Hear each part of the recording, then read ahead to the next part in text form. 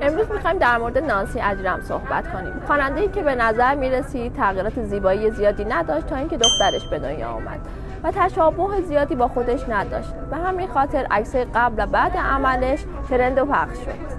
همونطور که تو عکس قبل و بعد میبینید، شاخص‌ترین تغییر نانسی اجرم تغییر فرم صورتش از فرم گرد به فرم زاویه‌دار و کانتور شده است. به نظر میرسه که جراحی بوکال برای کم کردن چربی در ناحیه بوکال و لپ انجام داده و در اقدام بعدی برای اینکه صورتش زوایای بهتری داشته باشه، فیلر چانه تزریق کرده که فرم صورتش رو از حالت مردانه و پهن به زنانه و ظریف تغییر داده.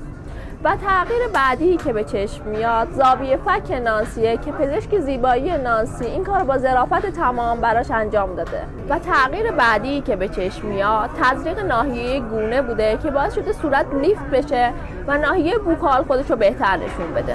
همینطور در ناحیه لب‌ها هجده‌ای با فیلر انجام شده که به نظر میرسه فیلر لب روسی تزریق شده و دندان‌ها هم کامپوزیت لامینیت شدن. من دکتر جوانکیانی هستم و اگه میخوای تحلیل تغییر چهره سلبریتی ها رو ببینی، یه سر به پیجم بزن.